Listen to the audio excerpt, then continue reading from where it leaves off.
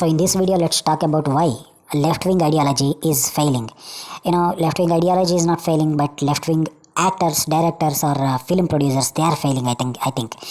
Just like Prakash Raj, Swara Bhaskar, Dhananjaya. Kannada's Dhananjaya. So there are many people who are destroying their own career by thinking too much in the left-wing ideology, because left-wing ideology is losing its ground. I mean, the Congress type of ideology is losing the ground, because the trend is changing. I think the trend is more towards BJP, or else BJP type of ideology, than Congress type of ideology. I think it is almost getting extinct. I mean, the left-wing ideology is almost, and it's almost getting extinct by BJP's strong, staunch, right-wing ideology. It's bold. Right-wing ideology is always bold, it's always strong, it's always provocative, it's always right-wing ideology is always provokes people. It's more attractive to the large audience, and it is very clear. If I say, okay, I love Hinduism, it's clear, and it's very, very clear, right? So instead I will say, so I love all the castes, I love all the religion, I love all the, it is somewhat like what do you say, confusing statements. But right-wingers are extremely clear. I like Hinduism. Indian context of right-wing ideology is like, I like Hinduism and I don't like Islam, or else Muslims. So it's very clear, right? And it's very bold, right? Instead, Congress, BJP is such that, I mean, it clearly says, I like Hindus and I don't like Muslims. It's very clear. Congress is not like that. It always like, I like this also, I like that also, I want to bring peace between these two parties, I want to bring hope, I bring hope, all those things. It's like it doesn't appeal to the mass audience. I can say mass audience. So it's like that. So the trend, I'm talking about the trend, like how trend is changing from day to day, or else like year to year, or else say millennium to millennium. So like before 200 or 300 years, it was a trend of fear. Indians were fearful. I mean, Indians were like got continuously invaded by foreigners like Mughals, Britishers, etc. Before 200 or 300 years, they were in the fear mode. And then trend of rebellion started. I mean, people started protesting against British, against Mughals. So like that, I mean, the trend of rebellions started. I mean, the rebellion trend started till 1947. And after 1947, when we got independence, the trend of castes ruling the political ground has started. I mean, he's a Brahmin. Okay, he's a Brahmin, let him rule. He's a Jat, let him rule. He's a Sikh, let him rule. Like that, he's a Bahujan, let him rule. He's a Dalit, let him rule. Like that, I mean, the trend of castes was taking ground. And after, till 2014, it was like that. I mean, UP was extremely divided on the basis of castes. I mean, Jat. In Uttar Pradesh, there are many castes. The Bahujan, that, this, many. And after 2014, what BJP did is, it just brought everybody under one umbrella. I mean, umbrella. That is Hindu umbrella, Hindu pride. Instead of fighting against within ourselves, like I belong to that caste, I belong to this caste. Let's unite ourselves. I mean, let's unite ourselves in the name of Hinduism. So BJP did that. I mean, BJP did that in very, very less time. I can say, from 2014 to 2022, I mean, just 8 years, BJP changed everything. I mean, BJP made Hinduism a totalitarian religion. I mean, instead of internal divides, BJP divided everybody. I mean, sorry, united everybody. Even in Uttar Pradesh, there was a talk that Uttar Pradesh never come out of caste politics. It was a bad reputation about Uttar Pradesh, that castes only rule Uttar Pradesh. If you leave castes, I mean, you can't unite castes. But in Uttar Pradesh, BJP united the castes like that. It has done it. It has made totalitarian Hindu pride. In everywhere it goes. So I will say, what happens if something which happened in the past happens again. I mean, let's think about the examples.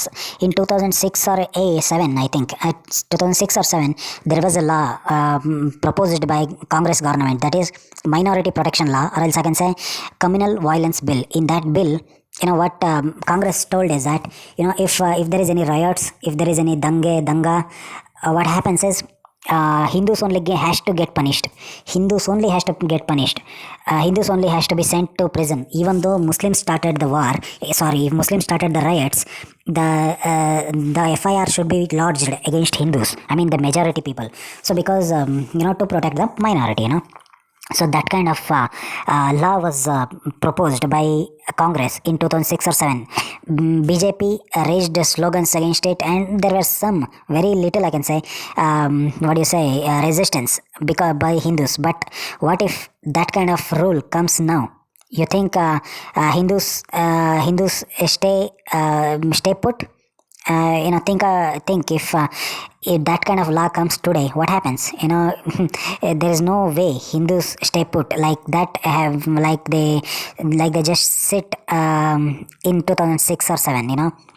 So Hindus at that time 2006 or 7, Hindu resistance was very very little, I can say, because they got divided in the name of caste, internal struggles and other things. And now it's not like that. I mean, now Hindus are united. So this kind of law if brought today has a very huge consequence on the people who brought it. So after the internet era, I can say, after the internet, or else I can say after BJP's win, films also got changed. I mean, from the left-wing ideology to the right-wing ideology. Before it was like PK, oh my god, type of movies in which Hindu gods are being extremely humiliated. So you think in today's context, is it possible for a movie which humiliates Hindu gods and still be profitable like that? I mean, PK made 500 crores. Oh my god made like 200 or 300 crores. Is it possible today? It is no way possible. Right? It's no way possible. So even leave about films, a comedian like Munawar Farooqi is facing a huge brunt, today because of that Hindu totalitarian or else Hindu Hindu unity between because of Hindu unity, even a comedian is facing the brunt. And even film producers are very very concerned about who to choose. Even though he's a good actor, even though he's a very good actor, whatever.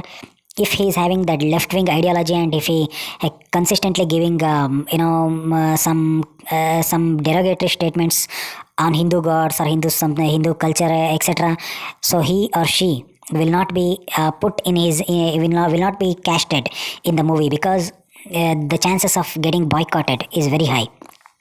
Look at Amir Khan's Lal Singh Chadda film. I mean, he has given the statement 5, 6 or 7 years back. He has given a statement for which he has to face the brunt now. I mean, the Lal Singh Chadda got boycotted by Hindus, because Hindu is even though you can ask, okay, Hindus don't watch his movies, but at least Muslims can watch it, right?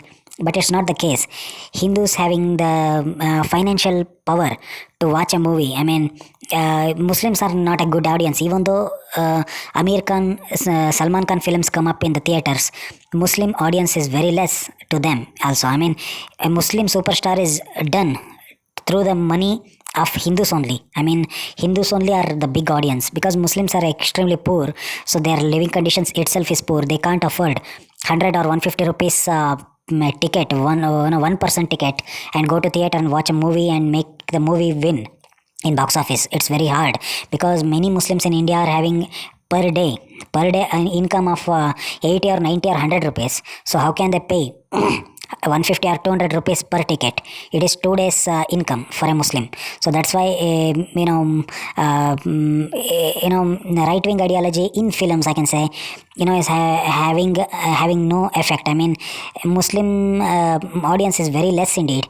So that's why it doesn't affect. But if they lose Hindu audience, it's very it's very hard for them on the box office, right? Many people before they were many people they were left wingers actually before, and suddenly they turned to right wing. Look at Akshay Kumar. Where was he? I mean, he was a left winger. He was saying like, I don't visit Vaishno Devi temple because it is a waste of money, he told once, like that, and even he made movies like Oh My God type of movies in which he humiliated Hindu gods. So there are many examples of Akshay Kumar humiliating Hindu gods and other Hindu rituals. But still, after 2014, up to I can say 2016 or 17, he observed the trend of rising Hindu pride in the countries. So and then he understood the trend and he started becoming a right winger. I mean, now he interviews Narendra Modi ji.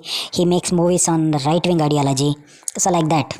So even Anupam Kher is also a little bit, he was, I can say, he was fighting for the Kashmiri Pandits and other things from very before, I can say, and but still he was a little bit left winger only. But nowadays he is becoming a right winger. So Anupam Kher is becoming a right winger these days, pro BJP. Akshay Kumar is also becoming pro BJP. Anupam Kher is also becoming pro BJP.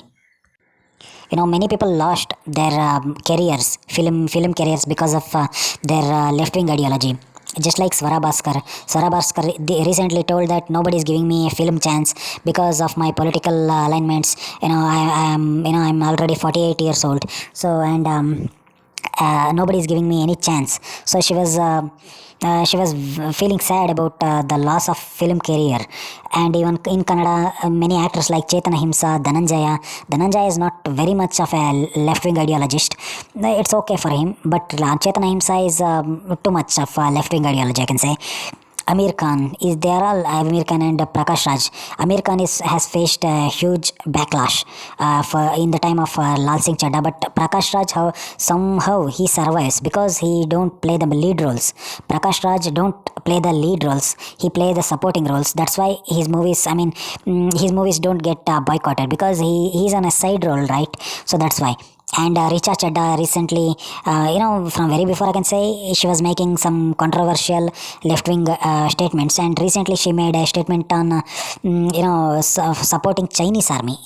She supported Chinese army instead of Indian army, so that's why Richa Chadda is also getting boycotted. So left wing artists is facing the brunt, I can say. These days right wing directors, they're all getting rise because I can say, where was Vivek Agnihotri before? The Kashmir film director, where was he before? He was nowhere. He was nothing. He was no one. And he suddenly started rising because of he used he catched the wave of right wing ideology. So that's why he's on the rise now. So artists, the film artists, they should choose whether they want a left wing ideology or else their film careers. They have to choose between left wing ideology versus film career. I support left wing ideology because in a democracy you need every type of thinking. Left wing ideology is also a thing which is needed. It's a need of the hour because you can't let someone some kind of ideology to be a dictator type of ideology. You need both type of ideologies, right? But still left wing ideology is losing their ground because it is becoming too much dry. It is not having a lot of attraction factors, just like right wing ideology, because in left wing ideology you will say, left wing ideology is based on equality, love for everybody, love for this, love for everybody, love the minority, love those people, love Muslims, love Christians, love all the people. It's like that. But right wing ideology is very simple and strong. It's bold. Like, I love Hindus, I don't like Muslims. That's it. It is very strong, it is very bold, it is very, catching. Easy to catch. Instead of saying I love everybody, I love everything, I love that, I love this. Instead he will, I love this, I don't love that. I hate, I love this, I hate that. That's very bold of a statement, right? So that's why right wing ideology, because of its boldness, it is gaining the ground, and left wing ideology, because of its confusing statements, it is losing the ground. Left wing is losing the ground because of the confusing statements. Right wing is gaining the ground because of its bold nature.